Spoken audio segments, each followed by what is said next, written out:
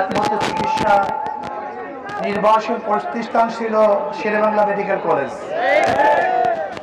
এইটা আমাদের ঐতিহ্য ইতিহাস বহন করে, কিন্তু আজকে মেডিকেল কলেজের অবস্থাটা কি?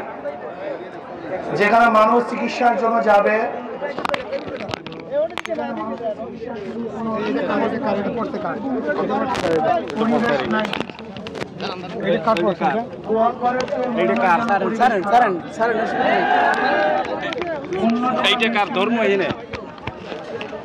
রীতিমতো ডাক্তার নাই, নার্সের অবস্থা, সিন্ডিকেট, এমনকি একজন লাশ নিয়ে বাড়িতে যাওয়ার সময়ও অ্যাম্বুলেন্স পাওয়া যায় না, সিন্ডিকেটের আওতায় চলতে হয়। ভর্তির সময় সিন্ডিকেট, ঔষধ নেওয়ার সময় সিন্ডিকেট, চিকিৎসার সময় সিন্ডিকেট, এক্সরের সময় সিন্ডিকেট, পরীক্ষার সময় সিন্ডিকেট। আমি বর্তমান স্বাস্থ্য উপদেষ্টাকে বলবো, এখানে কেন আন্দোলন করতে হবে, এখানে কেন অবরোধ করতে হবে, এই মানুষের দুর্ভোগ কেন কমাতে হবে? আমরা চাই আপনি এখনই এই মুহূর্তে আমাদের যে দাবি দাওয়া আছে, সেই দাবি দাওয়াগুলো যদি যৌক্তিক হয় তাহলে অবশ্যই পূর্ণ করবেন। এখানে অযৌক্তিক কোনো দাবি দাওয়া আছে বলে আমি মনে করি না।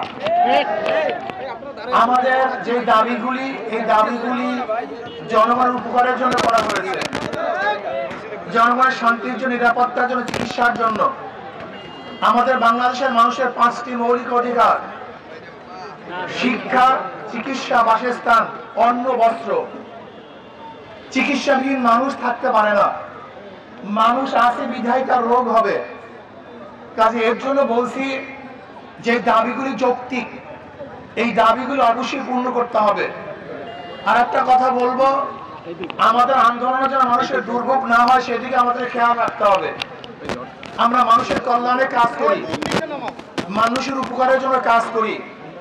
এর জন্য আমরা ইনশাআল্লাহ যে আন্দোলনগুলি করব, সেই আন্দোলনগুলি সহনশীল হওয়া চাই, মানুষের উপকারে হওয়া চাই, দুর্ভোগ যেন না হয় সে ব্যবস্থাও থাকা চাই।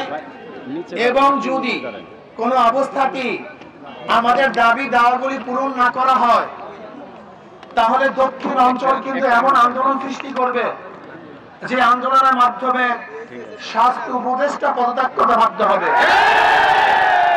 এর জন্য আমরা মনে করি আপনার পদত্যাগ দাবির আগে অবশ্যই আপনি আমাদের যৌক্তিক দাবিগুলি পূরণ করবেন।